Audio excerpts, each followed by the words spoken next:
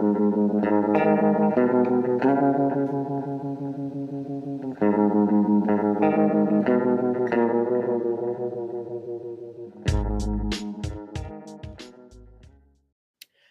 into A Toast of Film. I'm your host, Ebo, and this week we are halfway through the year.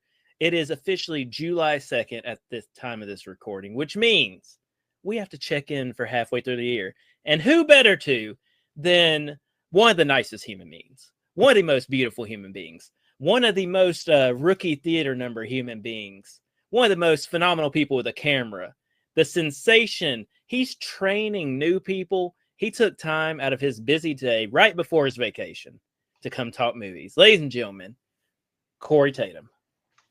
What's up, everybody? There he is. Glad to be back. Look at this guy. Look at him. That's a sharp-looking man right there. Not right now. I'm not. Got off work. Lord. But guys, I'm not. No, sir. How I constructed this is we're going to talk 10 movies each. And my audio cut out. Aside, we are back. Corey is here. Corey, can you hear us? Yes, I can. I can hear you now. Oh, listen to that voice. So smooth. All right. So we have 10 categories. Yes. I was like, me and Corey could probably sit here for 5 hours talking about movies we've watched that we liked, we didn't like, everything in between. But I was like, no, let's do 10 and let's categorize it. So the 10 categories. What is the best movie you've seen so far? Mind you, all of these are January to June 2025 films. Yeah. What is the best theatrical experience you've had this year? A movie you expected to like but didn't. A movie you didn't expect to like but did. Worst film you've seen this year. Movie everyone needs to see. Movie everyone needs to skip. A older movie you watched for the first time. And Corey, what are the top 2 films for the rest of the year? 6 months worth. What are your top 2 films where if you could leave this very second and go watch them, you would? So, dude, let's start out with the best. Corey, what is the best film you've seen this year? All right. So first off, let me just say this. This is probably one of the best things that I do all year is have this podcast with my boy, Ebo. My man.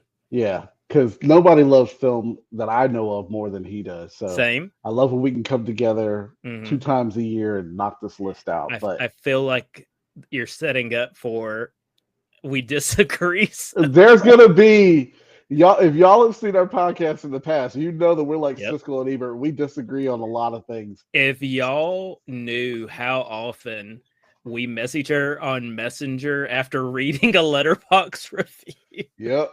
Usually me. Where I'll be like, Corey, what you mean? You would be surprised that we're still as good of friends as we are. I mean, honestly. That just shows we're good friends, though.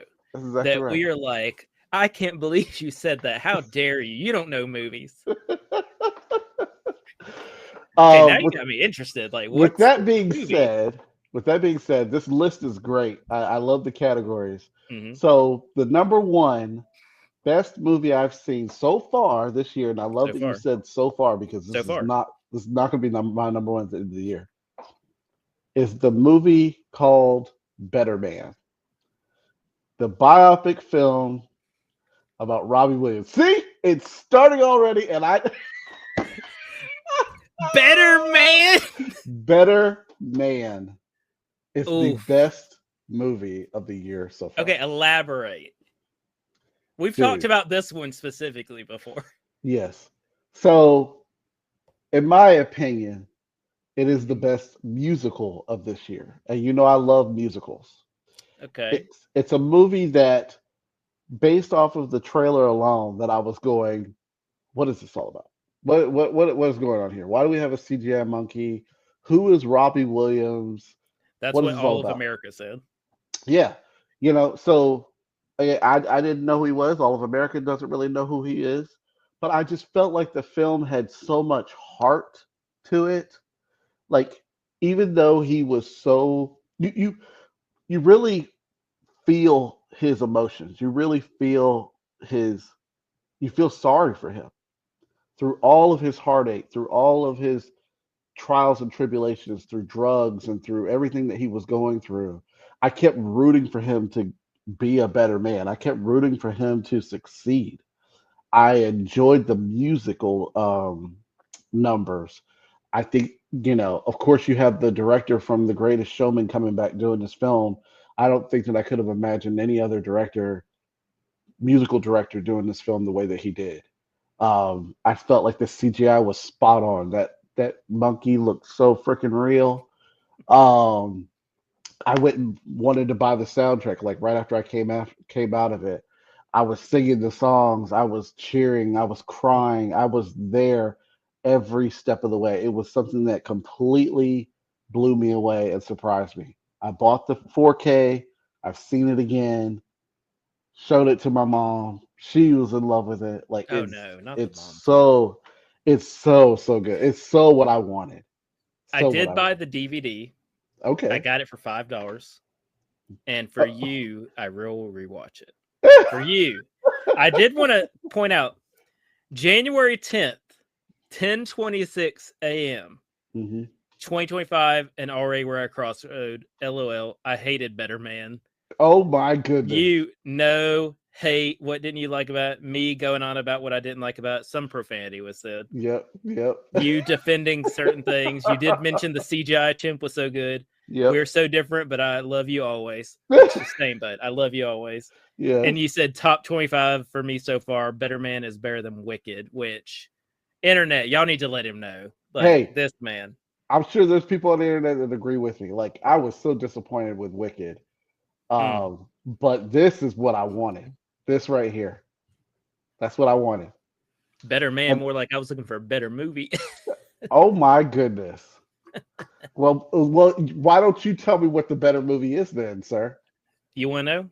Hmm. Okay, let's keep this train rolling then with because well, somebody better take me into your arms tonight because my best movie of the year is Sinners. Okay. Continue. The acting, the cinematography. I've watched so many behind the scenes videos with like Ryan Coogler talk about the filming process, all that stuff. The score and soundtrack. I mean, Michael B. Jordan, phenomenal, playing both halves. Miles Caton debuting, and this is his debut. So good. Delroy Lindo, who I'm a huge fan of because when I was a kid, Congo was like one of my favorite films. So to this day, I always go, "Stop eating my sesame cake." And I mean, Haley Steinfeld did really good. Just Ryan Coogler and Ludwig Göransson, who did like the music, phenomenal. That's all I gotta say. Phenomenal. Let me piggyback on what you just said. Okay. I wholeheartedly believe you that that is the best movie of the year. I have not seen it yet. Oh, Corey, what are we doing, my guy? There's a reason why it is not on my list. I am 99% sure that will probably be my number one, but I have not seen it yet. The reason Oh, why I haven't seen it yet is because I'm waiting on my wife to watch it with her. okay. She really wants to see it, You get bonus points from me for that one. and I have struggled to avoid anything about this movie. I won't tell you. I won't say any. Notice I didn't say any spoilers. Right, I kept waiting, and I was gonna go, But I will tell you this: no spoilers. There are two musical numbers Mhm. that I added the music to my like morning playlist just because it's so well done. I can like vividly see it in my head when the music Wow, plays. wow. But dude, let me tell you, Miles Caton, Hmm. this is his first ever film. Like, not like, oh, he did background or he was a kid in a commercial. This is his first ever film. Hmm. I think most actors need to watch this young man and Wow, see because he is sensational wow. as this kid, Sammy. Hmm. Okay. Dude, you had my heart racing. I was like, man, we haven't talked about this one. I'm Yeah, like, well, oh no. there's a Okay, reason haven't why. seen it. That's a good one though. That's a good There's a reason. reason why. I'm telling you, I've been fighting, and there were when it came out, I was like, I gotta go, I gotta go, I gotta go. And then she said she wanted to see it, but she's not really big I into will going tell to the you this. theater. Do y'all have Max? Yes, There. but I know it's coming out Yeah. tomorrow on Max. I know. Yeah. I bought blindly bought the 4K Steelbook. Yes. Yes, sir. Yes, I sir. blindly bought the 4K Steelbook. I'm going on vacation next week. Yep. When I come back, it's the first thing we watch. She's the one that told me. She said Sinners is coming to Max on July 4th, and I said I know, but I've got the Steelbook coming. We'll watch it as we come back from vacation. Dude, So just don't worry. put the cell phones away. Yep. Turn the lights out. Yep. Dude, you're gonna have an experience, buddy. I can't wait I'm because this is gonna be one you're gonna message me I'm and be excited. like, dude, I can't believe it. I'm excited. I can't wait. Because I've seen, like I said, I've seen just in theaters almost 70 movies. Mhm. Not one has come close. I watched Sinners and I'm like, I can't put anything above it. Wow. It's just, dude, it's just a well-made film. Wow. There's like, if you took away the acting, if you took away the music, just the filming aspects, the cinematography, the way he lines up the shots, the color choices, that is better than most movies you'll watch. Just those. Then you get the acting, then you get the music. Buddy, the little bit that I've seen, I'm blown away. Just get ready. Well, speaking of blown away, what would you say so far this year with what's your rookie numbers at? 30, 32, 38? How many theater trips? We're not going to say this, trips? Eddie. 38. 38. With his rookie number 38. What's the best of those 38 when it comes to theatrical experience? What hits you? First of all, that 38 number will be like a lifetime for some people, okay? That is true. Man, I talk to people all the time because I'm always at the theater, and I'll talk to folks and they'll be like, oh, yeah, I see a lot of movies. I've seen 5 movies this year. I'm like, bud, I saw 5 movies this week. What do you mean? Like, do I have a problem? Exactly. No, you're not the problem, Eddie. Okay, so my best theatrical experience actually happened last weekend. Oh. So I had another pick in this position, and then I literally changed it last Saturday. I had some that changed this weekend as well. Yeah. So I'm glad we're doing this list. This is an interesting timing of when this is happening. But my best theatrical experience so far has to be when I saw F1 the movie in IMAX at 9:30 in the morning. This is what we want to hear. Dude. That's what everyone's been telling me. I'm seeing it this Saturday in IMAX. If you don't know anything about F1, Formula One racing, which I didn't. If you don't know anything about what it feels like to fit in one of those cars and drive like 200 or 300 miles an hour, you will feel it in that 2.5 hours. I have been in an F1 simulator on a cruise ship before, and my shoulders were about to break in half because it was just so tight in that thing. Holy smokes. Knowing how tight it is in that car, and knowing that they put IMAX cameras in that car to get that view, and on the car and on the side of the car, it's impossible. It's amazing the shots that they got in this film.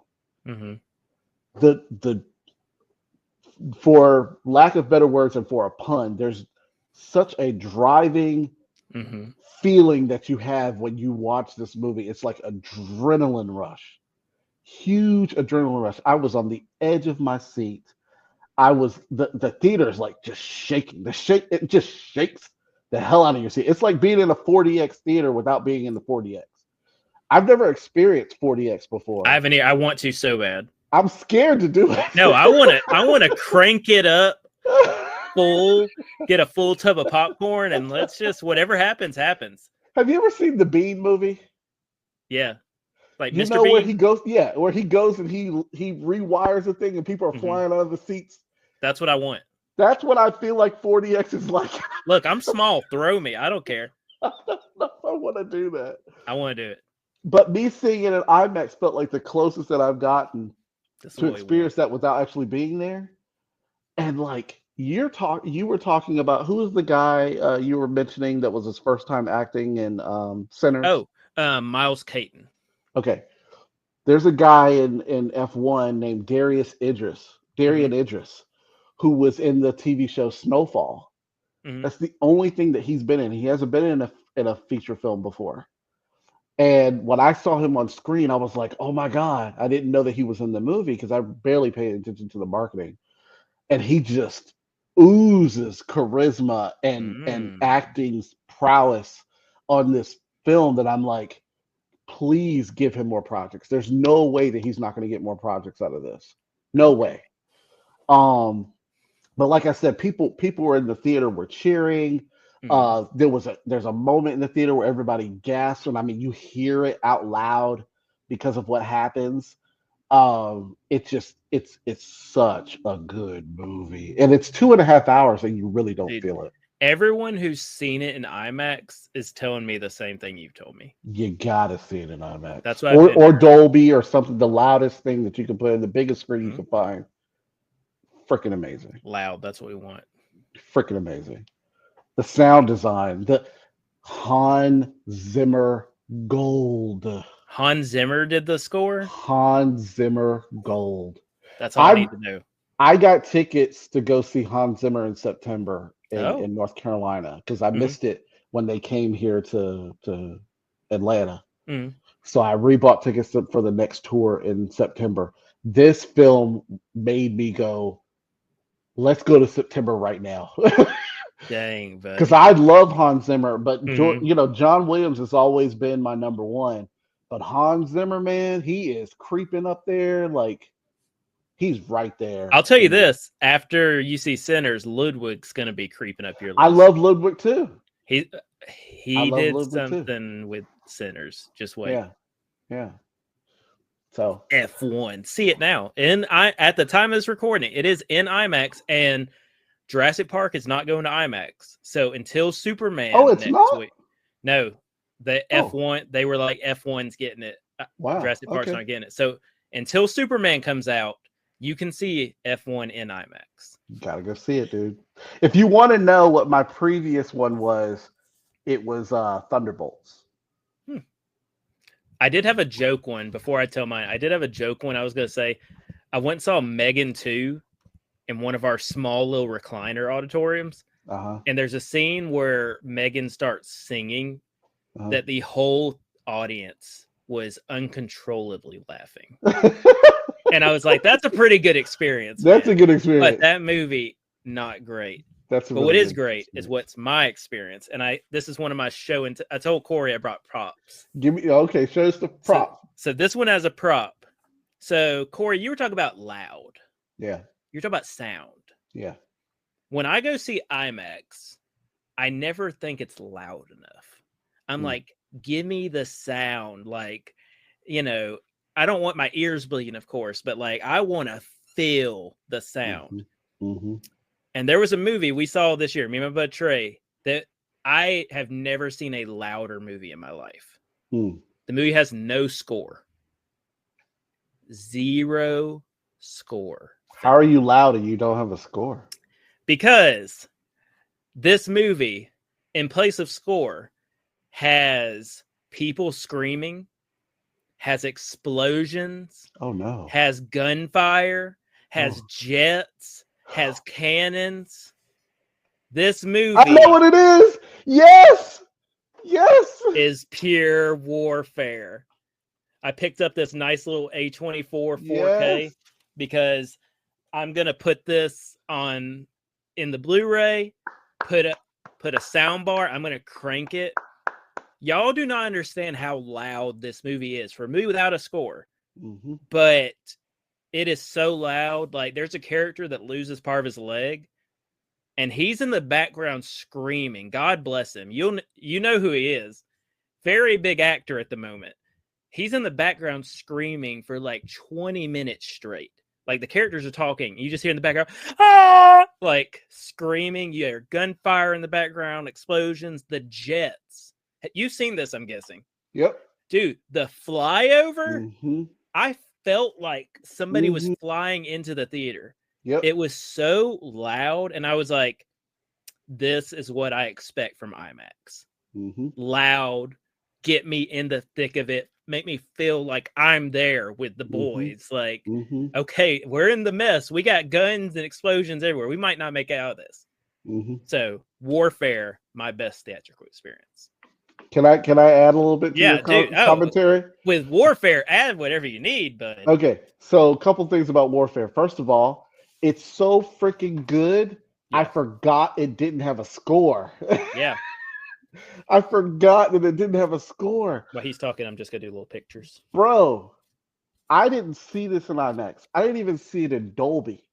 And I felt like the flyover of the plane, the jet fighters, was some of the best Dolby Atmos sound I'd ever heard in my Dude, life. it's so loud. And I'm not even in the freaking Dolby theater.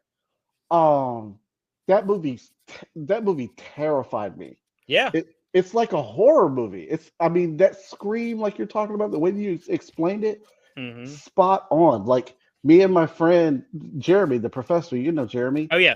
We talked about it afterwards, and both of us were like, "That was a horror movie. I have never felt that type of emotion in a Mhm. movie."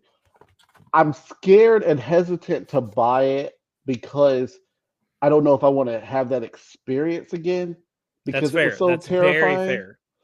Not that the movie's bad, because the movie is phenomenal. I think I gave it 4 stars, maybe 4.5. Mm-hmm. But it's just that you feel like you are there. You feel like you're in that war. That you're just like, I don't know if I can experience this again. You know what I mean? Dude, well, it's Ray Mendoza. So Yeah. the guy who created this, Ray Mendoza, he's a former Navy SEAL in Yep. Afghanistan. Yep. He did this movie based on like him and his squad. They Mm-hmm. built practical sets. We always say practical sets make a difference. Yep. He built practical sets to look like, 2000, I think it was 2004 Afghanistan, something like that. Mm-hmm. They're using real like fake bullets and stuff, real cannons, real jets, and Yeah. it makes a difference because you are in Yep. the movie is chill as soon as a grenade drops, for those who Yep. haven't seen it. Yep. Just that's it. That's it. You're not Let's pausing go. the movie, you're not Yep. getting up. You're in Yep. it. You're in it with Ray. Yep. That's it. That is it. Dude, okay. I love to hear, but dude, you're very right. Like that's a movie you got to be in the mindset for, because You do. Old buddy screaming for 20 minutes, like that really gets you. You're just like, God, he hasn't stopped. But that's real. Like if you lost your leg, you're not gonna, for sake of, let's make sure that people can hear the actors talking. Like, no, you lost a leg and you're hurting. Like, yeah. I'd be crying, I'd be cussing, I'd be punching. Absolutely. Well, look, let's get us, out of this warfare mindset. What's a movie you didn't expect to like, but you did like? So a movie I didn't expect to like, but I did like. Mm-hmm. Out of the list of this year so far, I would have to say Novocaine.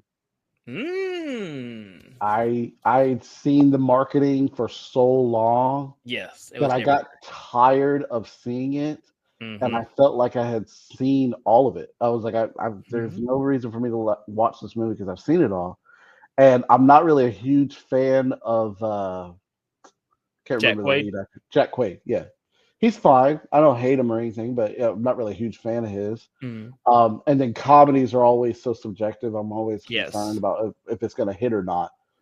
But dude, that'll come into play later in the list. I was laughing so much in this movie. Like I almost had tears in my eyes. I was laughing so much, like especially without spoiling anything for people who haven't seen it, but the scene where he's in the tattoo parlor.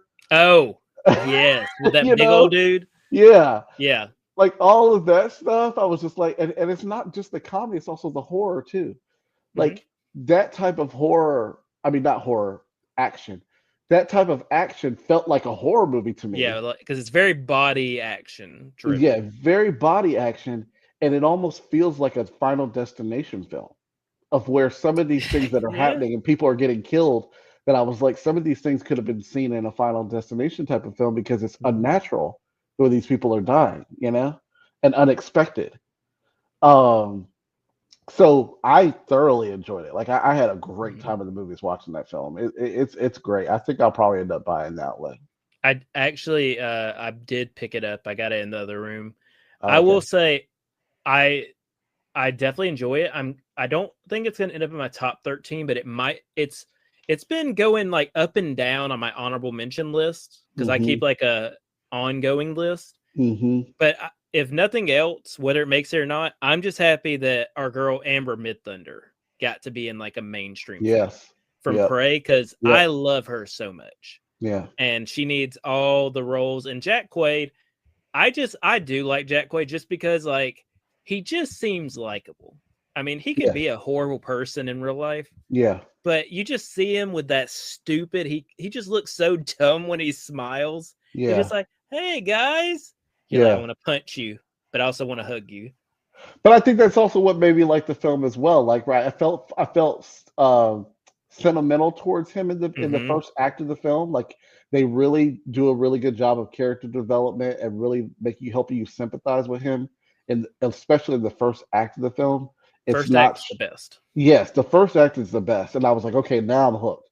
Now give me the action. Now give me the And then they're horror like, type of thing. "Shh, you want the action?" Exactly, exactly. So I think that has something to do with it. He's a likable character, and a likable person. He seems like a likable actor. Mhm. So he plays that up really well, and it seemed really natural for him. Mhm. So yeah, So Novocaine. for me, and I'll be shocked if people have heard of this film. But Oh I was looking God, over and I was like, this is the one, man, because this is a movie called The Sloth Lane. Have you Eddie, heard of this film?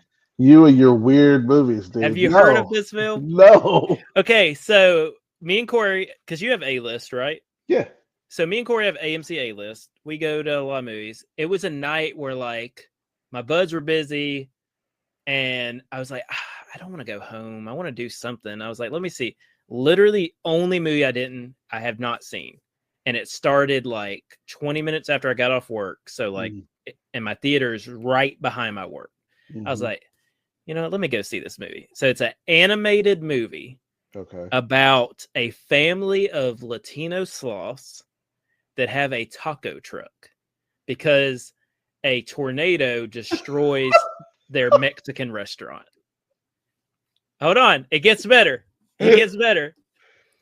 So this movie, the big climax is because you remember what was the burger chain in Good Burger, Mondo Burger. Mondo Burger, So yeah. there's basically like an evil Mondo Burger corporation Mm-hmm. trying to like get people to eat these nasty burgers, and it turns the people into zombies.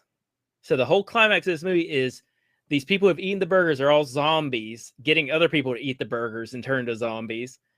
And you know what can stop any zombie is a family's cooking made with love. These jokers, I don't care if I'm spoiling the plot. These It's jokers okay. cook their food and they're like throwing it to the zombies' mouths and like killing them. And they're like, oh, it's so good. Just a sweet little movie, good heart in it. And I love just how off the rails it goes with the zombies. And it's animated? Animated. The slot it had, and the thing is, it had like multiple names before it got released, even. And But what's it called? the Sloth Lane, it's this. I don't know if you'll be able to see it. Dang it, you might be No, able to it's see it. okay. The Sloth The Lane? Sloth Lane. Okay. It's I'm, so ridiculous, but man, I liked it because it's got some good heart to it, And I was like, you know what? For a movie, I was like, I'm literally just going to see because it's free. I was like, mm. I had a good time. So, Sloth Lane, Novocaine, check them out. But you're going to a theater, you're pumped to see something, but you hate it or dislike it. So, what's a movie you expected to like, but it did not get the Corey Silver approval? Well, I really was anticipating this film. I ended up skipping it at the theater and then watched it at home. Hmm. It's with a director that I like a lot. Of course, Mm-hmm. I'd only seen one of his films, to be honest with you, but my wife and I both really loved it, and it was actually mentioned recently on the number one film of the 21st century. That would be the What is film it? Parasite, directed by Bong Joon-ho. Oh So the no. movie this year that I saw, that I was No. expected to like but didn't, No. was Mickey 17. No.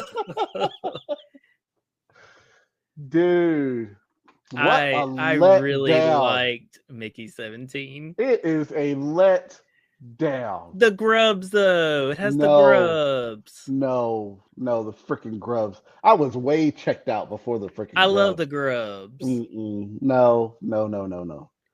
It's the Corey, elaborate to problem. the people. I'll be right back. I have to grab something now. Okay. Elaborate to the people your feelings on Mickey 17. The problem is, for me, partially the problem is that the marketing, I feel like I'm doing a TED talk. The problem is that for the most part, the marketing leads to some false advertising. Like I was expecting the whole thing about him dying over and over and over and him being used as a test subject and all that kind of stuff, that was going to be the movie. They blew their load like in the first. Oh my goodness. Is that a steel book? You've got to be kidding me. You've got to be kidding me. Put that down. You hear that? Steel That book. is not worth the steel that it's actually printed on. Oh Lord. Um, I was saying, it for me. A lot of it has to do with the marketing. It felt like it was false advertising to me. What you mean? Like the whole thing about him being a test subject and them Yeah. killing him over and over and Yeah. over and him doing all these different things. I felt like they blew their load within the first 30 to 40 minutes. That's fair. And then And then it just gets weird after that. and see that's what I like. I like the weird. Give me the grubs. No, I Y'all didn't. don't Mm-mm. understand how much I love the grubs. We just kept going, what is this? We just kept saying it over and over. What is this? Why is what's his name? Hulk, Mark Ruffalo acting the way that he is? Why is his wife He acting was the way he so is? he was so weird. Is so all of them were so weird. Like I just didn't understand the purpose of everything. I Tony didn't Collette understand did the create a good meme though. Tony Where Collette. where she's like, Yes, but Tony Collette is great. I like Tony Collette. She plays that weird, outlandish, over the top character mm, very well. Just kind of like what she did in Heretic, Hereditary. mm. She does a really great job, but I just felt like it just went totally off the rails, and I was just not on board with it at all. I And couldn't I get was back. there. And I was there for the off the rails. As soon I as I saw didn't the even grubs, I was like, give me a plush of the grubs. I didn't even feel like it was directed by Bong Joon-ho. It just felt like it was directed by somebody else. See, It didn't feel grounded enough. I feel like you need to see Okja. Have you seen Okja? I need to see Okja. I need to see Murders of a Memoirs Memoirs of of a Murder. Murderer. That's another criterion I was thinking I was just Yeah. going to buy blindly. But I need to see those other two films. The only one that I've seen is Parasite. Okja will help you make sense. Okay. Because he goes a little interesting in that one. And it has a Tilda Swinton is kind of a Tony Collette character.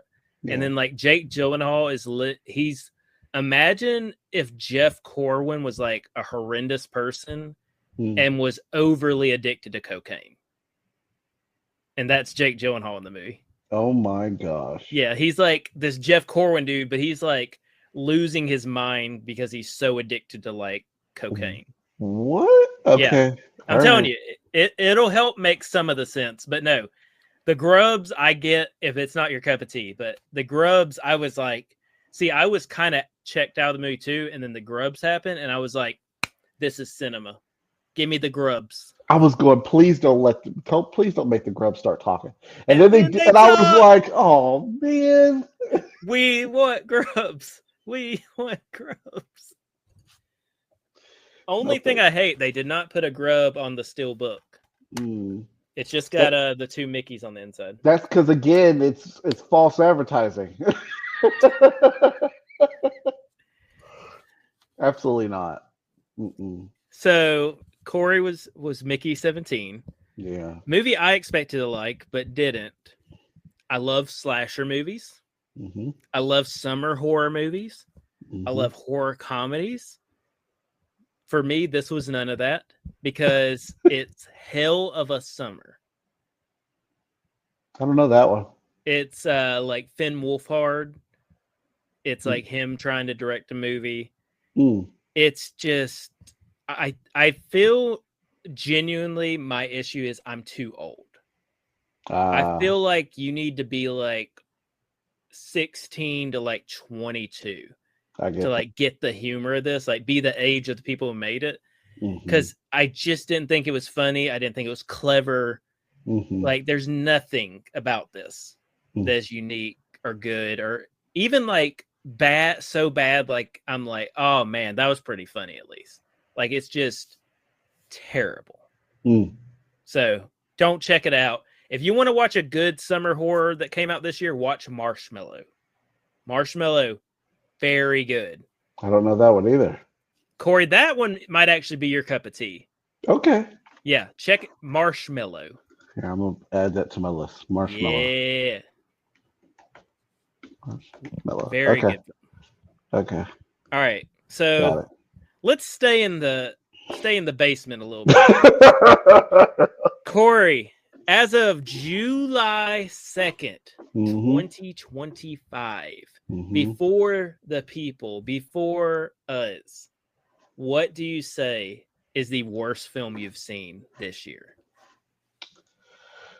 There's no doubt in my mind that the worst movie I've seen this year is someone who had a really bad receding hairline in this film, and it took place on an airplane for way too freaking long. Mark Wahlberg in Oh. Flight Risk. Oh. I took a huge risk going to the movies to go see this film. But Corey, what about the CGI moose? No. In the first 2 minutes of that movie, The CGI. It was so horrendous. bad. It was so bad. I was like, is there a TV? Is that a TV? What? We're to believe that's an actual creature? Yes. Oof. That is the worst. It was the worst. We were sitting there, me and my friend who went, we were sitting there watching it, and I turned to him probably like in the first 17 minutes, and I was just like, this is the worst movie of the year. Mm-hmm. And I was like, okay, I'm gonna give it a little bit more time. We'll see. And it just got worse. Worse. And we were just sitting there, and I was debating leaving, and I've never done that, but I was like, this might be the one. Dang. And we're watching, and then we get to the very end. We both turn and look at each other, and in a blink of an eye, we look up, and it said directed by Mel Gibson, and we laughed so loud. There was about 6 people in the theater. Yep. And we just laughed so loud. And we said, oh my God. Mm-hmm. It gets worse. It gets worse. It got worse finding out that it was directed by Mel Gibson. That one's definitely in the running for my worst 9 of the year. It's just so bad. Who okayed this? Especially because like they should have saved the bald Mark Wahlberg reveal for the movie. Yeah, that can't be your whole trailer. Is let's show you bald Mark Wahlberg. Yeah, because if I hadn't known that, it would have still been a bad movie. But at least like I'd have been like, oh you got God, something. Yeah, you got some kind of reaction. Yeah, I got. And then you tell people like, yo, this movie sucks, but Mark Wahlberg's bald. They've been like, what? Yes. Terrible acting, terrible CGI, terrible everything, editing. Old girl who's in it's usually good, and even she was bad. Nope. Nobody was good in this movie. No one. Nothing was good about this movie. You know what? I'll give props to the CGI moose. He didn't ask to be born. He didn't ask to be born. He didn't ask to be born. I don't give anything 0 stars because to me that's like to me if you give something a 0 star, it's like you didn't see the movie. I gave something a negative 1,000 one time. That's the lowest score I've ever given. Oh my gosh. I stand by that to this day. I think I was actually too nice. I don't give anything 0 stars because to me again like that means I haven't seen it. So I gave it a half star. I gave it a half star That's a good man. because Honorable man. I was like it exists. That's it. It exists. Mine, I also give a half star too. Yeah. My worst movie of the year is Cleaner. Have you heard of this? So this is poor Daisy Ridley cannot. Oh yeah, I forgot about that. Yeah, you just keep forgetting. This movie is one of the worst written, worst acted, boringest, like jankiest plot films I've seen. It's dull. Like they have to make they make a whole thing about like her brother, and it just nothing in this movie works, especially like Daisy Ridley. Like it's so convenient. They're like, oh, don't worry, she's ex-military. Like, why they always got a crowbar in ex-military? But it's like, oh, but she flunked out and now she's like living in an apartment that she has dishes everywhere and clothes everywhere and just, and she's like a sucky person. And it's like, oh, but she loves her brother. Like, I don't care. Hitler probably loved his brother. Like, just because you love somebody don't make you exempt of anything in my book. So funny. Cleaner, half a star, skip it. Flight Risk, skip it. Look, Cleaner was on my list of ones that I was like, I'll check it out because it's Daisy Ridley. But if you want something that could be on your worst of the year, then you check it out. Nah. Let me tell you though, let me tell you how much I hate Flight Risk. They have a steelbook for Flight Risk. They have the nerve to make a steelbook for Flight Risk. It gets better. Corey, you have to look this up because this is real, y'all. It has a slip on it, and when you pull the slip off, it makes Mark Wahlberg bald. but when you put the slip on, it gives him hair. You lie. No, look it up. It's on Amazon. It's an Amazon exclusive. I want that steelbook so bad, but I'm like, I cannot justify $35 for Flight Risk. I gotta look this up. Dude, look it up. It's so bad. Look at the picture where they show when they pull the slip off. It's so bad. Oh my God, it's real. Oh my God. I know, dude. I will admit, I do have it on my watch list because I'm like, this goes down in price, maybe. Because I can't justify $35. Dude. But you gotta admit, that's funny. It should have been $5. Yeah. No, they should have paid you $35. Be like, take this. We don't know why we made this. That is amazing steelbook design now. Yeah. Bald Mark Wahlberg, y'all. Look it up. That's pull the crazy. thing off. Bald Mark Wahlberg. Wow. So good. Wow. All right, let's get up a little bit before we go to one. We do have one more like bad category. But let's get up a little bit. Corey, what is a movie that not enough people are talking about that you think everyone needs to see? So, a movie that not everyone is talking about, but I think everyone needs to see. I think the only reason why they're not talking about this movie is because people just don't go to the movies anymore. Yeah. I think a lot of people like this movie, and it's being talked about in very small circles. So when it hits streaming, I think it's going to be a big hit. That movie is The Life of Chuck. I love The Life of Chuck. Bro, if you were right here, I would kiss you on the forehead. That is probably my third favorite film of the year. I think it's number 3 right now. I saw it this past weekend. So good. It's hard to even describe. It is. It's hard to describe. Because that movie is so well written, well acted, so maturely made. Yep. Like, this is not a movie that like you show to kids or even teenagers. This is an adult movie. where you can just sit there, phones off, everything off, Mm-hmm. and get so depressed in Act Mm-hmm. 1. Mm-hmm. And then you are moved, like, I don't know about you, I was moved to tears. Me too. I cried twice. In Act 2 and 3. Yeah. When the teacher holds his head Yeah. and gives him the speech, I started just streaming tears. Yeah. Dude, tell me about Life of Chuck. I could not. I don't care what we disagree on the rest of the episode. I am so happy at this very moment. It's just it's one of those weird things of like you said, you start out where it just like totally wrecks you and breaks your heart, that whole at the beginning, that at the end you're just like I was happy. Yeah. Like I was like looking forward to life. Dude, and it's like life affirming in a sense of where like you learn that even if you knew what was going to happen, let's say like in the future to your life, you don't want to give up. You don't want to let what you possibly know or I know.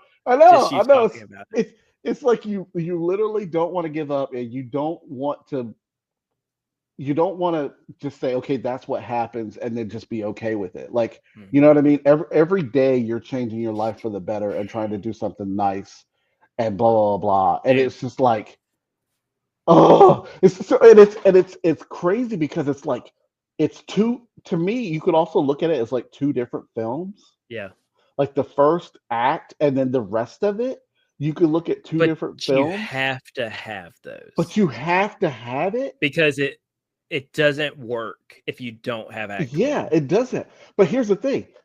The first act, I could have watched 2.5 hours of just that first act. Dude, let me tell you, I was going to say two people, like obviously Tom Hiddleston. Yeah. Phenomenal. Yeah. Two people I have to talk about, like just shout out for how much they moved me. Chiwetel Ejiofor. Yep. Incredible. Yep. And Benjamin Pajak. Yep. He was the Chuck who was the one that learned to dance. Yes. Incredible, this kid. Yes. And Mike Flanagan does horror. I know. Horror guy. And where'd this come from, Mike? I'm like, exactly. Where did you pull this out of your butt? Like, the kid felt like something out of like Billy Elliot or like something out of like, I mean, I don't even know. Like, and I was just like, who is this kid? Like, Mark Hamill. I was gonna say, I like that there are no bad adults in this movie. No bad adults. You don't see that. Like even Mark Hamill, his granddad in the film, Albie, he's a raging alcoholic. But he's still a good man. And there's one point where he like all he does is raise his tone towards Chuck. And then the sorrow on his face that he upset Chuck. He's like, "Oh my boy, I'm so sorry. I care about you that much that I can't have you look in there. And I love you, and you know this, and I want you to always know I'll always love you, always protect you." It's, dude, Chuck, every day it has been rising my list because I can't stop thinking about it. Dude, what a motion picture. I sat for like 2 days before I wrote my review because I didn't really even know what to say, and I still might go back and rewrite it because it's again, it's hard to explain. It's better explained in person, talking to someone who else has seen it. Yeah. And then you end up spending like all this time talking about it because you there's all these nuggets, there's all these little pieces that you just go. And it's just like I will genuinely say it may not be my number one at the end of the year. Maybe. We'll see. Right. I can certify it to y'all. There will not be a more beautiful movie I watched because 1,000%. The message of this movie, like Corey said, it is about life. It is about love. And we don't really get those kind of movies anymore. I'm blanking on her name because she goes by something else. But the young lady who is the drummer. So good. Yes. And but you know what? PSA real quick. And you know what? I hope Mike Flanagan sees this because I'm a huge fan. I Mm-hmm. hope he sees this though, because me and Mike, if we ever come face to face, you're getting a stern yelling, bud. A stern yelling, because Corey, I will never, as far as I go, I will never forgive Mike Flanagan. Why? Because this movie should be rated PG-13. He Oh, put 4 F-bombs. yeah, You're allowed 1 yeah. before you go R. If you look at the poster, it is rated R for language, which means had he cut 3 little words, Mm-hmm. I couldn't even tell y'all if this was a PG-13 movie, how well it would be doing. Yeah, Every family would see it. Every yeah. family would be telling people to see it. I think you're 1,000% right. I think that probably turned off people as well. If they Mm-hmm. see the R rating, they go, okay, first of all, I can't really understand exactly what this movie is about. Mm-hmm. And then secondly, you made it rated R. It's probably something weird. It's probably something gross. It's probably Yeah. something crude that I can't take my family to or And it's whatever it just, is. It's so good. 3 F-bombs away from, dude, I'll say it. Like, I don't know how this is going to do with Oscar season. I hope they campaign really, really I do hard. too. And I'll tell you this, if they had taken out the 3 F-bombs, this Yeah, would be an Oscar winner yeah, because it would get the momentum from theaters. yeah. I agree. I'm sorry, just my buddy who's a manager at our theater, I just went on a rant to him about this when I left the movie. And I Mhm. was just like, dude, you don't understand. Like, this movie is so good. Why is it rated? Like, I was going off. People Yeah. in the lobby are like, who's this guy yelling? And I'm just like, ah. But no, Life of Chuck. I think everybody needs to see this movie. I came home and I told my wife, I was like, honey, you got to see this movie when it comes out. You Ugh. got to see it. And she's like, what's it about? I said, I'm not even going to tell you. You Yes, just need to go go in in as little blindly. as you know. Please, please go in as blind as you can. It will blow your mind. My heart is so warm now. Blow your mind. It'll blow your mind. It'll bend your heart. Like, Yeah. I'll tell you this, if you have anyone you love in your life and y'all are kind of arguing, you will, Hmm. the second you watch this movie, you're gonna be like, what are we arguing? Like, let me just go kiss them and make up to them. It hit at a really time for me as well Mhm. because I just recently lost my brother. Oh yeah. And I saw this like right after my brother had passed away. And Yeah. so it really hit me, and I was just like, damn, Yeah. bad timing, but great freaking movie. Incredible. You know? Dang, So, I don't know if I can follow that one up because that took me by surprise. yeah. But I do have a prop for this one. Okay. So I harp all the time about CG. We were just talking about this moose in Flight Risk. Hmm. So much CG is done real bad, but then you get some like Warfare, Sinners with practical effects, and it just oozes so much life into the movie. So there's a small film called The Legend of Ochi. I heard about this. I wanted to see it. This movie is not the movie you think it is. Yeah. Because you're like, oh, this little girl just has to get this little animal back to its group. But the journey this girl goes on with the Ochi, and it really does be like, imagine if E.T. had to be like go hiking to get home. And that's what it becomes with this little girl and this Ochi, who she's always been told are like evil. And it's this really sweet and beautiful film with the ending. And what I love about it, all practical effects. The little Ochi, which is like this little like monkey looking thing, 6 puppeteers, Corey. What? 6 puppeteers. They have one person move front legs, one person move back legs, one person move head, one person move eyes, one person move mouth. And you can look this up. There are 6 people and they have sticks. So this thing, you at no point in this movie do you think this is not a living creature. Oh, because wow. it moves like a living creature. it's blinking when it's supposed to be blinking. Its mouth is moving like you would if you were talking, like not like a puppet. And I mean, for the, Ochi noises, they had 5 different people doing the Ochi noises. And they even had like one big Ochi that was an actor in a costume. So you are transported.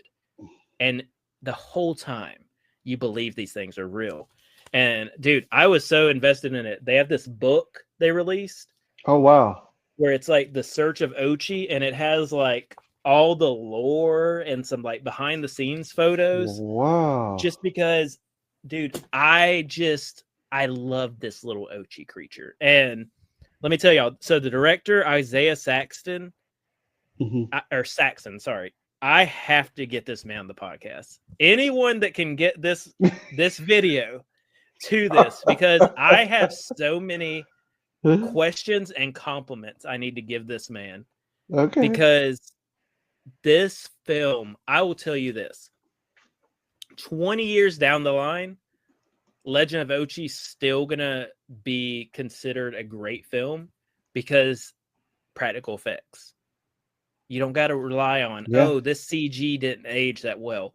It's like, it's literally like a puppet monkey that they're 6 grown adults are using sticks to make. And so like its little hand when it's moving is doing like this. But dude, it's like blinking, and it makes like these little like these little noises. Dude, it's a magical experience. Okay. When I left the theater, the only thing I could say is there's still wonder in the world.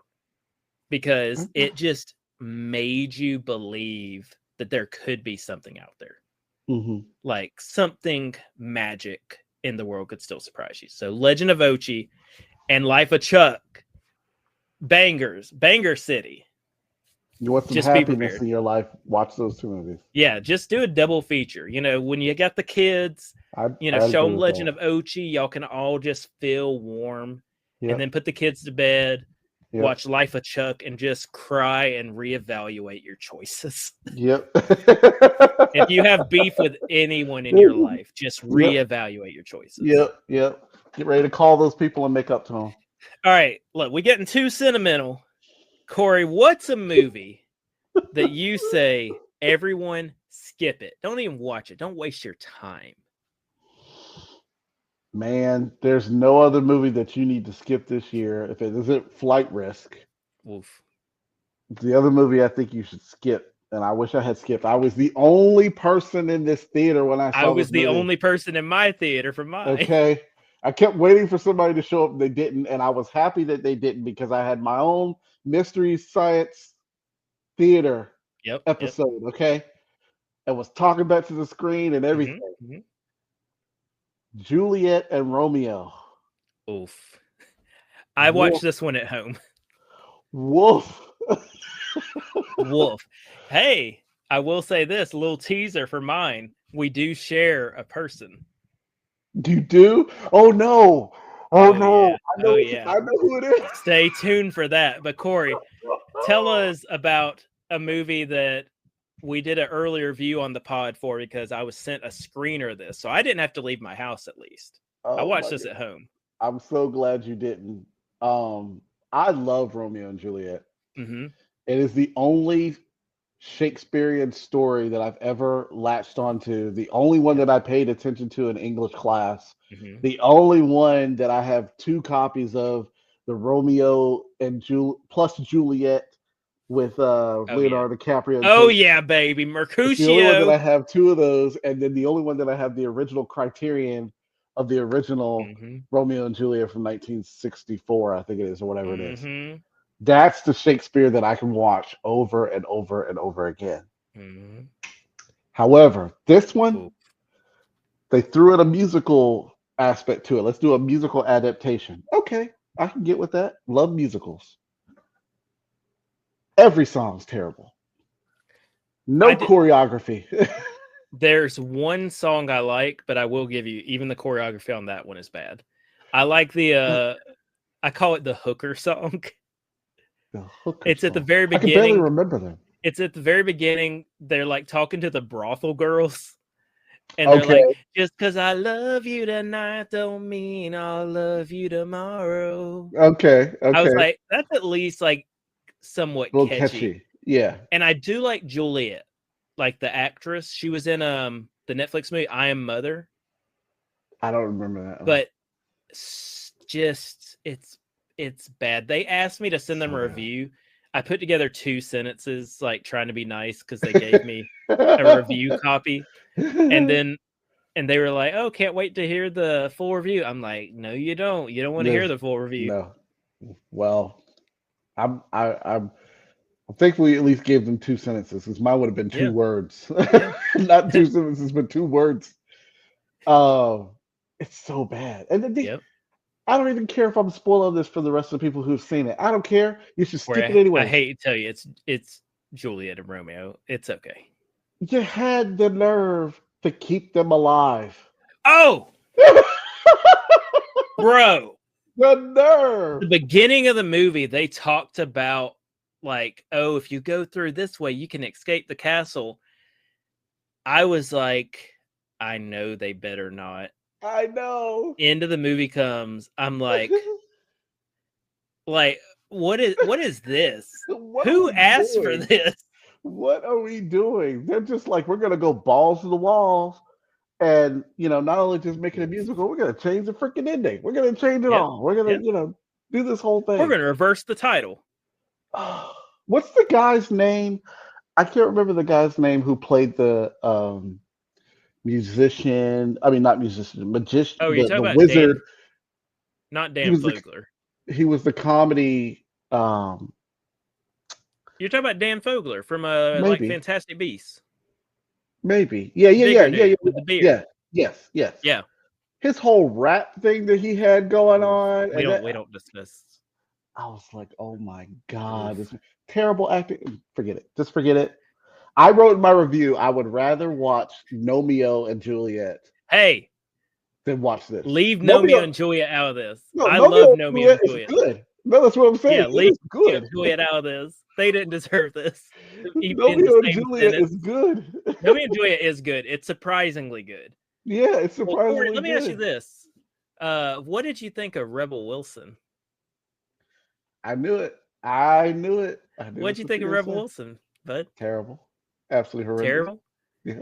You know what's worse than Rebel Wilson playing a bad mother in Juliet and Romeo? Her playing a secret agent in a full-length film. I knew it. Because my movie that you need to skip is Bride Hard. Let me tell you, the only thing hard is trying to sit through this movie. There are no laughs in the movie. It is so poorly written. I'm like, did AI write this? Did a child write this? Like, what are we doing, y'all? And what's worse than all of that is this movie is a series of, oh, this is unnecessary. Like, there's literally one of the girls in the bride group is pregnant. Why? So she can tell us she's pregnant. What? So she can say she's pregnant. Doesn't lead to any laughs. Doesn't have her water break. It's just so she can be like, oh, I'm pregnant. Oh, hey, guys, I'm pregnant. Yeah, sis, you're 8 months. We can see your stomach's like 3 foot out. Like, not trying to body shame. I'm just saying, like, it's very apparent because the actress, I'm blanking on her name. You know her though. She's a very like in shape actress that they put this belly on, and it's like, sis, you're like a size 2, and your belly's 3 feet. We get you're pregnant. Oh, guys, I'm drinking non-alcoholic juice because I'm pregnant. Like, that's an example of a character in this movie. Wow. And Rebel Wilson, oh, I'm Rebel Wilson. I'm a secret agent because my family moved when I was young, and I can beat up 10 men at once because I'm I'm an off the rail secret agent. Just Terrible. skip it, y'all. Juliet, how about this? 2025, if Rebel Wilson's in it, skip it. I agree. All right. So before we get into some hype, because we're about to enter Hype Town.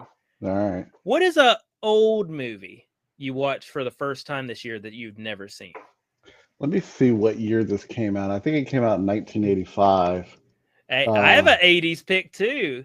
Yeah, 81. This came out in 1981. Bro, mine's from 81. Oh God, I wonder if it's the same movie. There's no shot.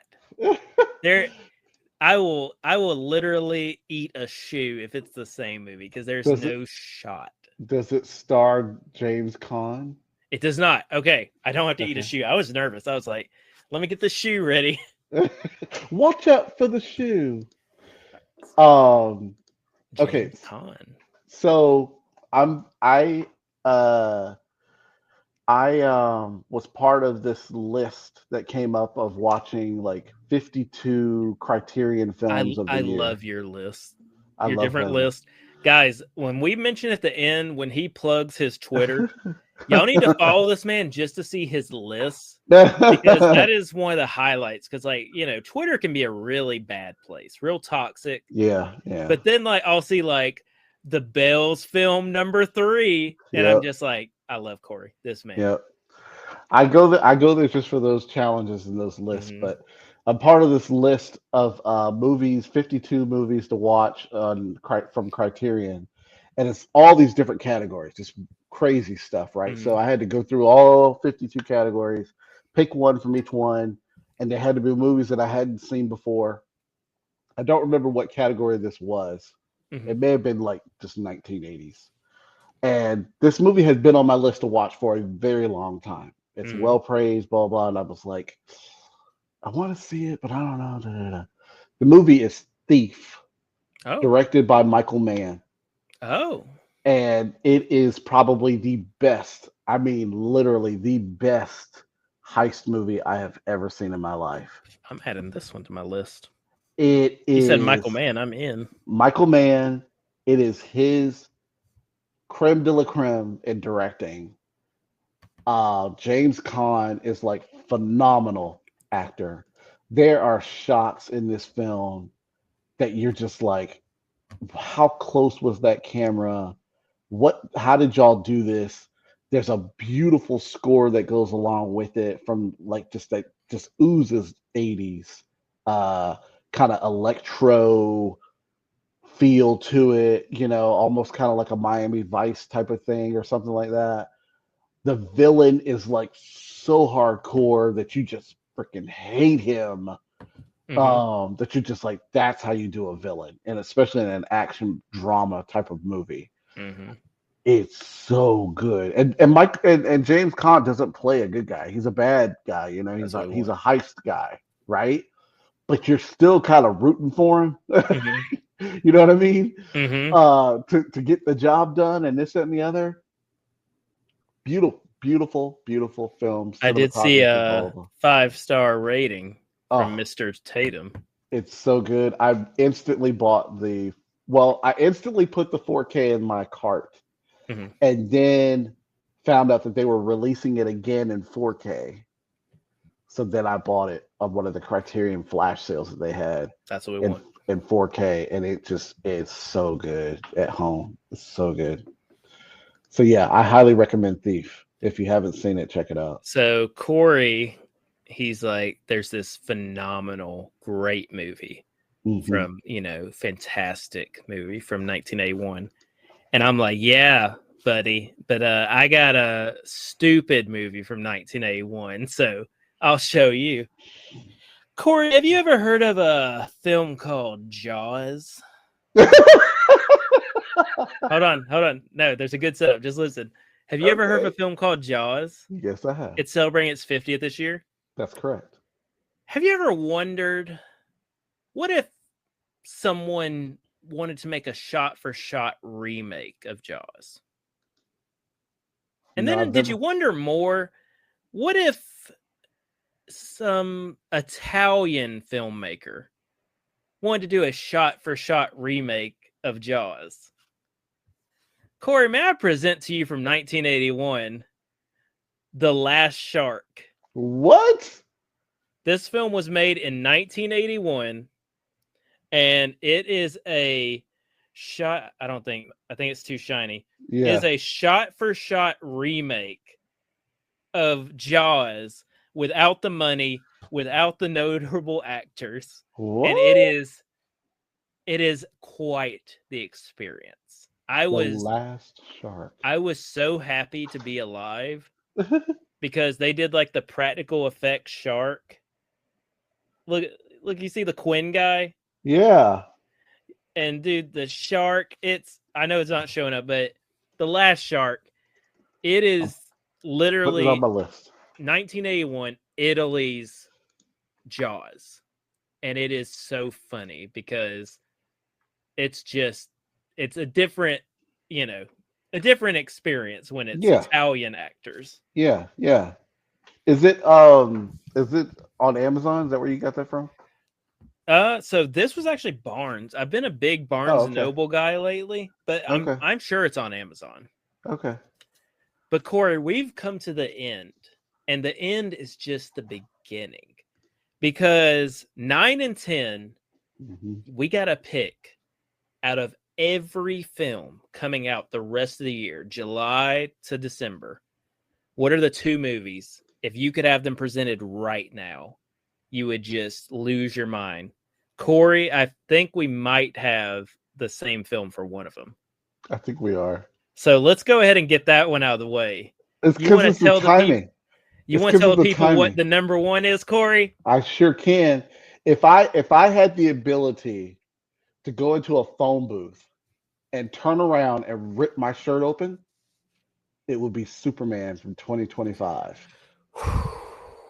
It's the timing of when we're doing this podcast. Yeah, it's literally next week.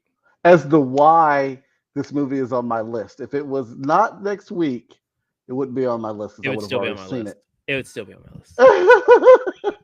Even if I saw it, I was like, no, we need to see Superman again.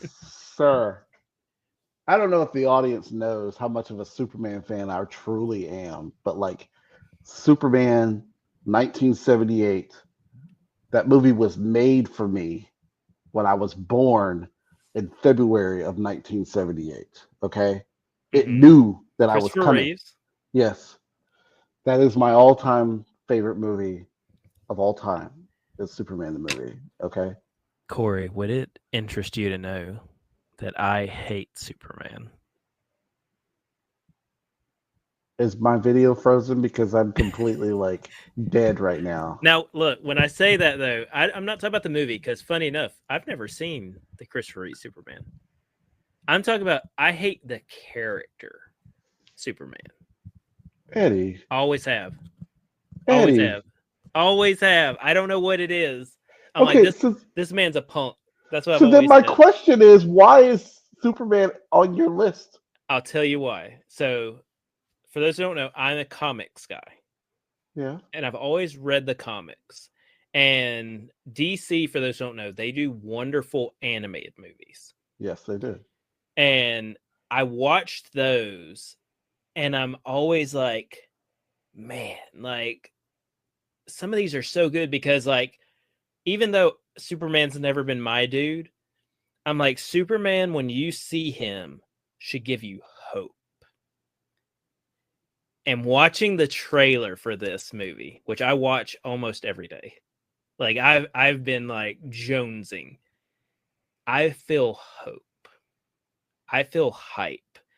I feel like this is truly the beginning of something special. And me and Corey talk about this. The scene in the trailer where he flies in and covers the little girl, but the way he holds her is not only to protect her, but also to support her. And then the scene where like he's like floating, kissing Lois. The scene where like Crypto is like dragging him off. The scene where the little boy is holding the pole, saying Superman. That teaser. I feel hope. That teaser is all I needed. Yeah.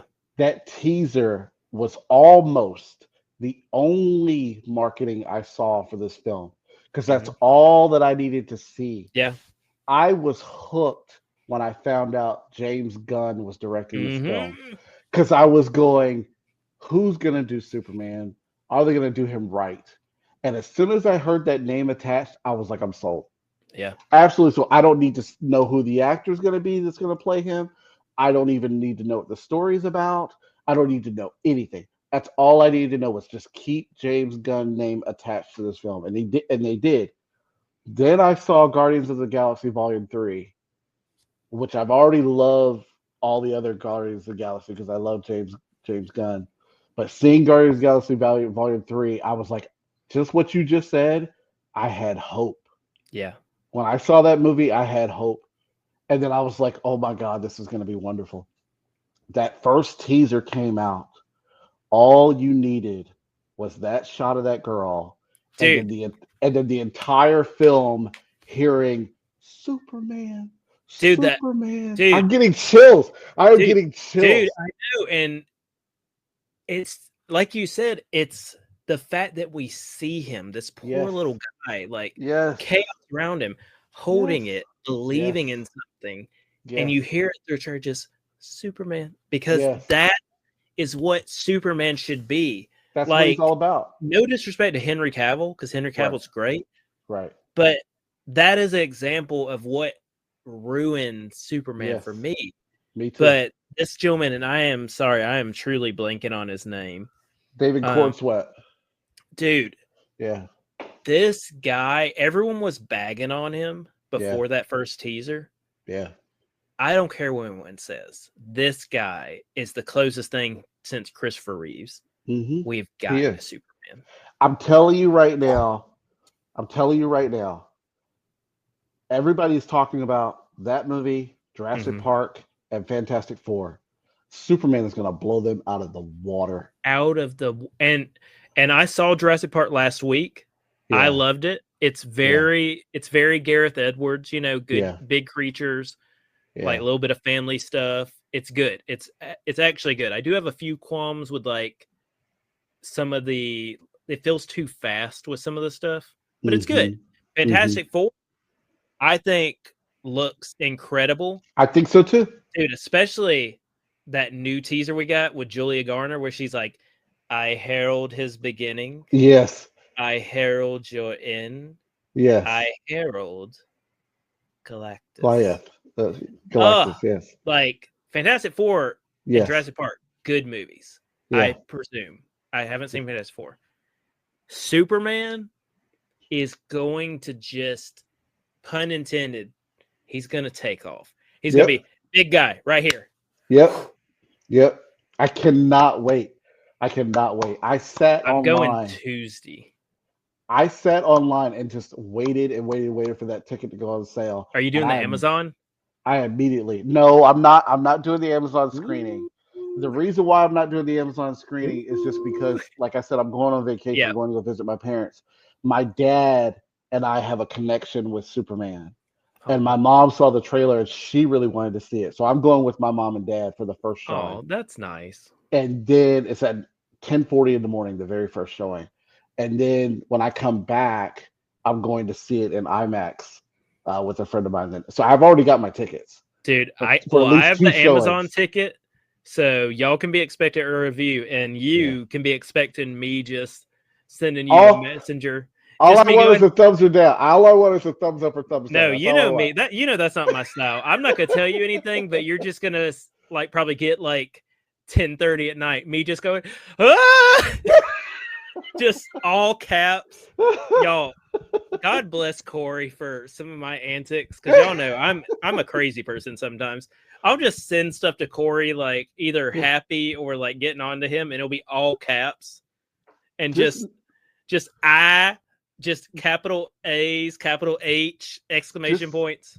just know if I ignore it for a couple of days, it's just because I'm like trying to calm myself down a little bit, okay, before I respond to you. And But then you finally open it, and it's like a GIF of me where I like paint the S on my chest, and I Hulk Hogan like rip my shirt off and just go, yes. I get in the rain, Shawshank Redemption style. I'm just combining everything, Corey. Just it's me. gonna be Ah, it's gonna be so good. So yeah, that's my number one that's my number anticipated one. movie. You haven't guessed. And then my second one, I was kind of tied, but I slipped one a little bit. I moved it. I moved it from the tie, and I slipped one earlier. And it is the Smashing Machine with Dwayne the Oh, Rock Johnson. the UFC movie. Yes, That yes, movie looks very interesting because it looks like The Rock, but it yeah. doesn't look like The It Rock. doesn't. It doesn't Yeah. look like him. Yeah. And the wild thing about it is like, I feel like this is probably going to be the first movie other than probably Pain or Gain or what was the other one he was in that I thought he did a really good dramatic role. Be Cool. Be Cool. Be Cool? Really? Be Cool? That was the first Rock movie I could think of. No. I think it was Faster or something like that. I think is what The it was. Rundown. No, not the Rundown. But I feel like this is going to be one of the first movies they're really going to be able to pull out some really good dramatic acting from him. Mm-hmm. It's done by A24, and anytime A24 does a dramatic film, I'm usually on board. I don't remember who the director is, but it looks really, really good. It does look good. Yeah. And it helps that he's his opposite star is Emily Blunt. Emily Blunt, yeah. Who he has worked with before, so they do have like that experience, know each other. And Emily Blunt's such a strong actress. Mm-hmm. I think she's gonna be able to pull a lot out of him because it's very like gritty with their relationship.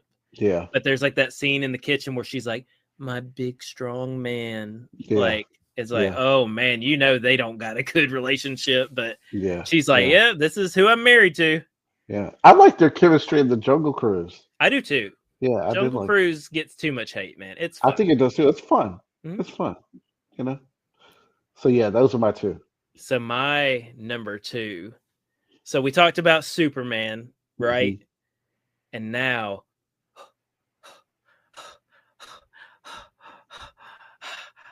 I want to hit y'all with the breaths so I can get y'all into the trailer. Because my number two is taking us to the Badlands, brother. Predator Badlands. I have not seen that trailer.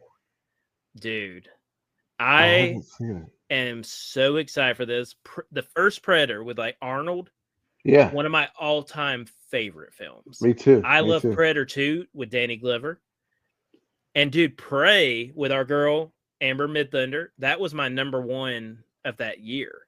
Mm-hmm. And this is the same director, Dan Trachtenberg, except now he gets to bring it to the big screen. This isn't a streaming only like Prey. And I am so excited. There's something, I'm not going to say it now because you haven't seen the trailer. So just in case you don't see a trailer. Okay. There is something that gives possibilities to a crossover in the future in the trailer. It's a huge reveal. I'm like, I kind of hate y'all showed that in the trailer because that's a really good reveal. But it's an interesting story. So a lot of people the biggest complaint I'm hearing is the look of the Predator.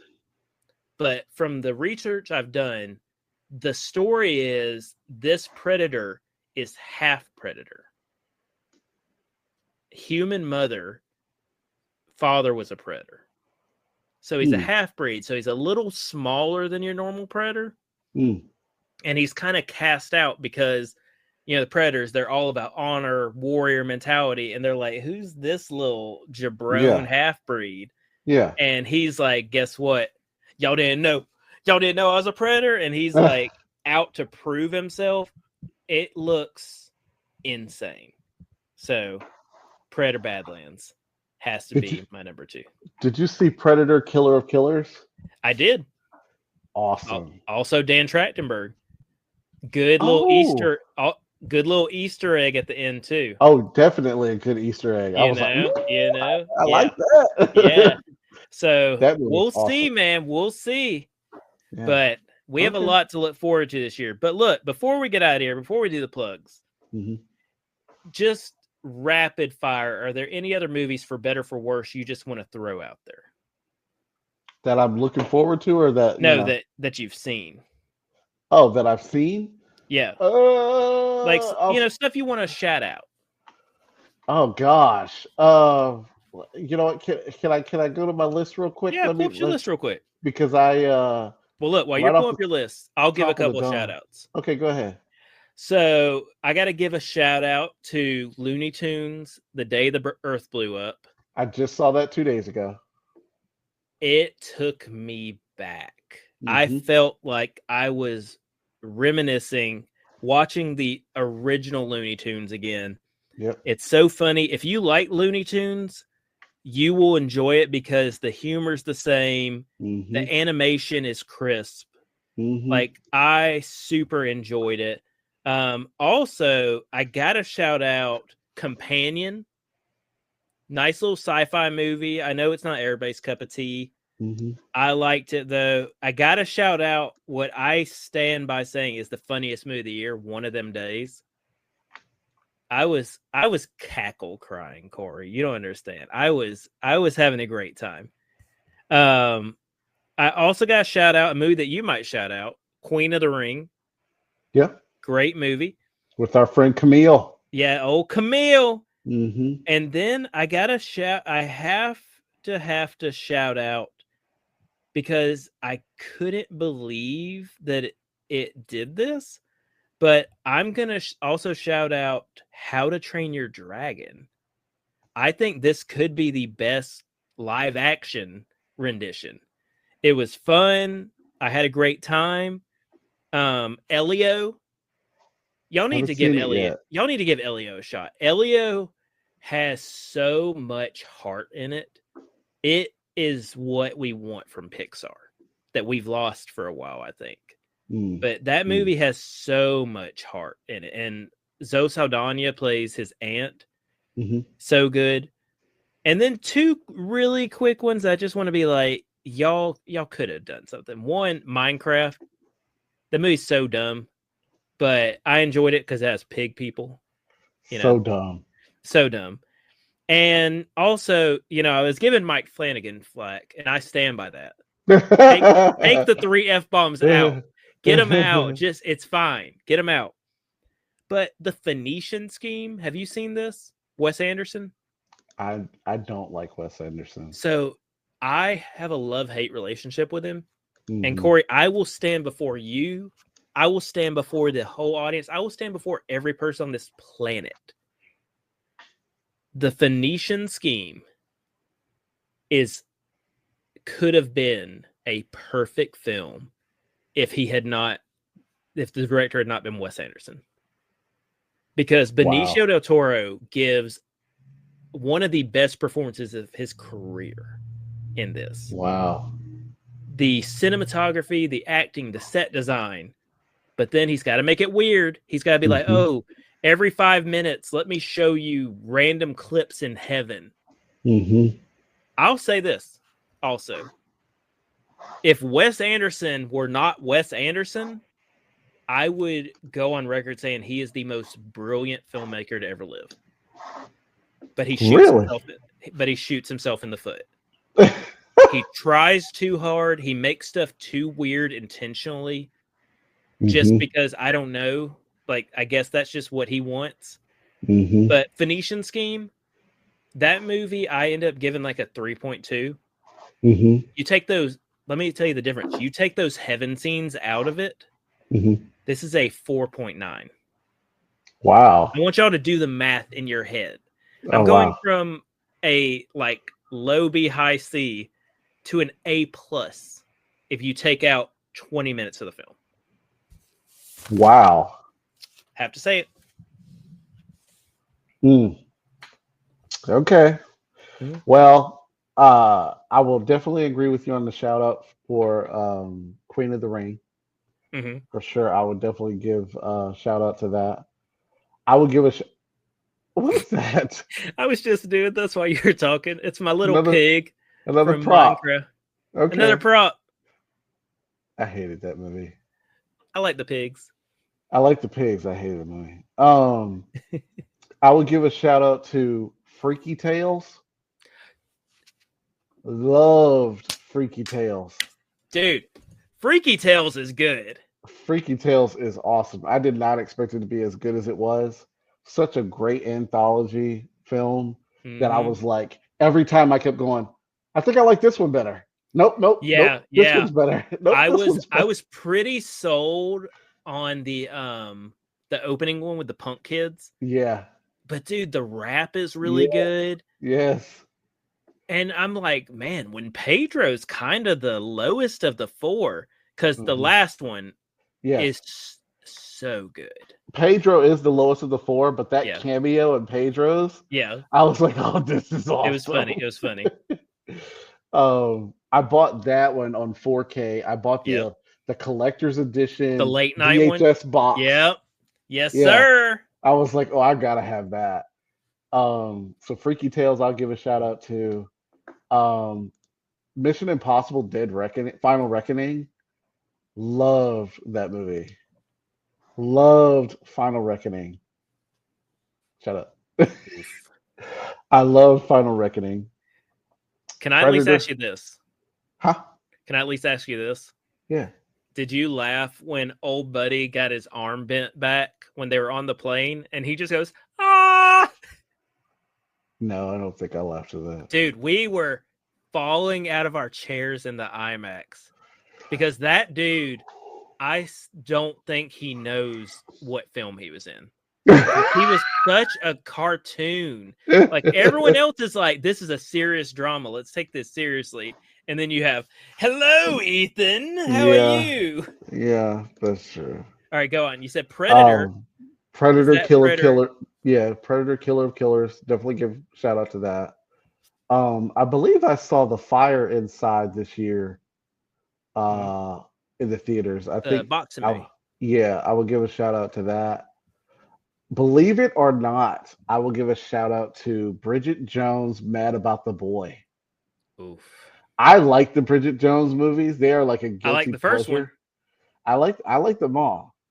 But this one, like I just forgot like how funny she is and how funny that whole character is. That when this one came out, I was just laughing hysterically. I would give a shout out to Bridget Jones. Mm, It's my type of humor. that's fair. That's fair. I Um, like the first one. so I would give a shout out to that one. I had another one that I was going to give a shout out to. Where is it? Paddington in Peru. Very sweet film. Didn't see it. Very sweet. Y'all It's need to on my see it. list. On my list. I It's missed very that good. one. Um, believe it. Here's another believe it or not. Girl, you know it's true. The Milli What is Vanilli this? biopic, Dog, what is this? straight to Peacock. Yeah, I bet it was straight to Peacock. You think that's going to theaters? I loved it. You Oh don't my understand. gosh. I have a strong connection to Milli Vanilli because in 1980, we'll say 89, I think it was. Don't say 89. We'll That's the say year I was born. okay. Well, in 1989, when you were Ah! born, I was on stage trying to do a Milli Vanilli lip sync performance in front of all my schoolmates at the talent show. Where's the video of this? This is back when I didn't have any video. I Dang wasn't it. didn't have a Where are cell camera. phones when we need them? I wish I had it, but I choreographed this thing with some of my friends, Holy and we smokes. performed it in front of all of our classmates. I was a huge Milli Vanilli fan, so watching this movie just brought me joy and brought back all kinds of memories. I like it. So loved Millie. Girl, you know it's true. Thunderbolts. Loved Thunderbolts. I had a great time watching that in the theater. Totally surprised. Totally surprised me. I didn't expect to watch like that movie at all. I would literally tell everyone to stay at home and never watch Lilo and Stitch. Oof. One of Brother. the worst experiences I had in the theater. I can genuinely say, Please. and Stitch, like, is one of my all-time favorite Disney characters. Yeah, I love Stitch, but I do too. like I was talking about How to Train Your Dragon, for me at least, I think it was a very fun, very lively. Hmm. Stitch felt like it was dead inside. Hmm. It literally was like, we're Yep. making this solely for money. And it Yep. That's all made it it. was. It made $1 billion, but it's so bad. But you know what's worse, Corey, is they gave us a tease that part 2 is going to have the greatest character in Lilo and Stitch. So I'm going to have to watch a second because I was going to skip it. But if they have my boy Ruben, Don't. No. Ruben though, look. No. I don't think it's I don't Do you know the lore of Ruben? I don't know the Laura Ruben. Okay, so Ruben was introduced in one of the movies. He was in the show. He was Hmm. like basically Gantu, Hmm. who not in this movie, by the way. Uh, you know, he was Gantu was like, oh, yo, I got my own experiment. Now we're gonna destroy Stitch. So Stitch, right? He can lift like 1,000,000 times his weight. He's Hmm. indestructible. He can climb anything. He can operate any vehicle, operate any weapon, like Hmm. all these things. Ruben, everything I just mentioned, okay? Lift 1,000,000 times his weight. Indestructible, extra arms, crawl anything, whatever. Small problem. Because he's experiment 625. Hmm. He just wants to make sandwiches all day. And when I say That's it. that's all he wants to do. That's why they named him Ruben, because he just wants to make Because it's a sandwiches. sandwich. Yeah. But when I say sandwiches, Corey, it'll be like 9 a.m. Gantu's like, all right, that's it. We're going after Stitch. Get your stuff. We're killing him. And Ruben's like, you know what I was just thinking about? I ordered some barbacoa, and I was really thinking about that with pickles and this relish I made from pineapples. It'd be really good. And this Joker spends the whole day making 10 million of that sandwich. So then Oh Gantu wow. will come back after he left him because he's like, okay, you're not going to help me. I'm going. He'll come back. Whole ship is full of sandwiches. Oh wow. So that's all I want. I just want Ruben making Okay. sandwiches all day. Okay. Okay. Ruben. Okay. Ruben. Ruben. And then I'll give you one other bad one and then one good one. Ooh, I like Um, bad ones. the bad one that you totally just skipped, one of the worst experiences I had in the theater, and such a huge disappointment to me, was Karate Kid Legends. Which I actually liked. I hated that movie. I was so anticipating it because Karate Kid is like my number two film of all time, and was so let down watching that movie. I had my Karate Kid bandana. I have a picture of this. I have my Karate Kid bandana and my Oh Miyagi no. Do T-shirt. Oh no. And at the end of the movie, I wanted to tear that bandana off and throw it in the garbage, and I didn't. I definitely took it off, but I did not want to keep it anymore. When I left Hurry Up Tomorrow, I wanted to break my weekend CD. I heard that movie was terrible. Hey, that's I another will one, say that. guys. Don't Skip put that yourself one. through it. Yeah. Just listen to the album. Don't watch it. But to leave on a positive note, Yeah, we I, like positives. I piggyback on your Warfare shout out, your review of that, and also Ballerina. Oof. Loved Ballerina. Absolutely loved it. It gave me exactly what I wanted. 80% action, 20% plot. Yeah, accurate. That's what I wanted. I'm glad. I'm glad one of us thought that way. Oof. that's what Duh. that's what I You know wanted. what? On the last movie of the night, let's shout out Screamboat. I haven't seen it yet. Bro, that movie is so funny. And when we went and saw it for the first time, I want you to imagine this: 11 p.m. on a Friday night, packed house, Wow. people that are there because it was at a horror convention.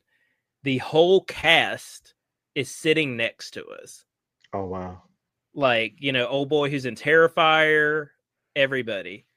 And we are just happy to be alive. We're enjoying it. The puns. I'm a pun guy. Mm-hmm. This movie, like every pun, if you took a shot every pun, first 30 minutes, you might pass out. It's that many puns. And it's just, it's funny. It's the first ever film that was filmed on an actual Staten Island ferry. Just saying. First ever in all of history. And it's great. Screamboat. Best of the public domain IP horror movies. I'm adding it between my list so I don't forget it. But Dude, yeah, I haven't seen it yet. It's so funny, man. I think you'll enjoy that one. Like, okay. Me and Corey mostly fight about horror movies because y'all know I'm like, give me the bad. But I'll tell you what, as your friend of mine, and something that I love is that you do sometimes come out with some bangers. And I'm like, what in the hell? And I'm gonna shout out Corey, I'm gonna tell you the two. Zombie Beavers. Zombievers. And of course, Hundreds of Beavers. Which is not a horror movie. Okay, so I just need to tell you beaver movies. That's what I'm hearing. You just need to tell me beaver movies. Zombievers, still the most talked about movie. If you include bonuses, we have like 400 and something episodes. I think 300 of them mention Zombievers. It's just a movie we always mention. And Hundreds of Beavers. I'm so happy. That is one of the funniest films I've ever seen. It's so funny. I watched it twice. The first time I was just like, what the heck? And I think it's just because I wasn't in the right mindset. You have to be. And then finally I was like, okay, I'm going to zone out, turn my phone off. I'm going to watch this movie. And I just died. Yeah, it happened to me. First time I tried to watch it, I was like, okay, I'm not in the mood for this kind of movie. But then I was like, you know what? Let's give Hundreds of Beavers. I was crying when the Sherlock Holmes and Watson Beaver are like examining. Y'all, hilarious movie. And let me tell you, Corey, Mr. I Don't Do Horror, gave me a movie that I literally went on Amazon when I finished watching it and bought it, was The Stuff. Yes. Great movie. So see, we disagree, but then we come together. You know, Arrow Video is coming out with a limited edition 4K. I've seen it. The Stuff. I've got it reserved. It looks good. Hey, Arrow might be one of the pricier releases compared to like Vinegar Syndrome, Shout Factory. But there's no denying they might do some of the best releases when it comes to slip, packaging, chef's kiss.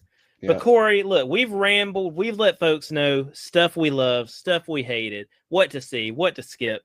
But where can they follow you for your movies? I need your Letterboxd. I need your Twitter. Let the folks know.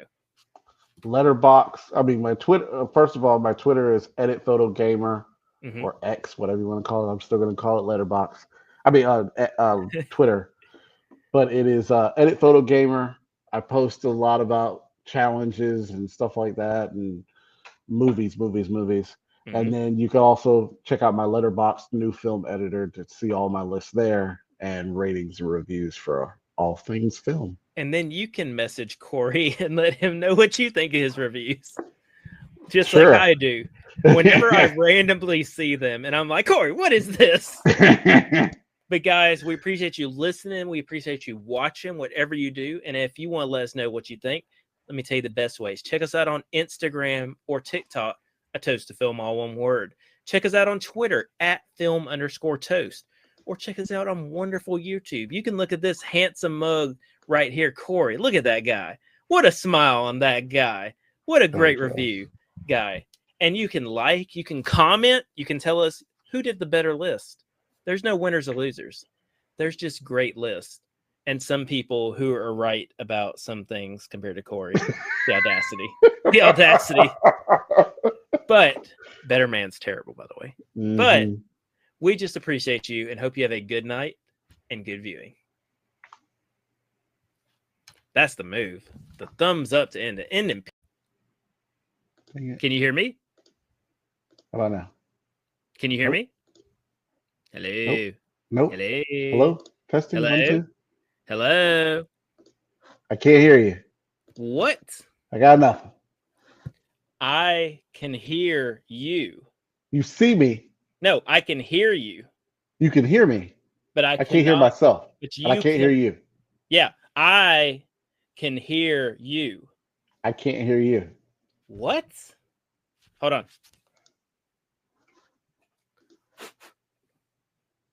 Oh, let's see.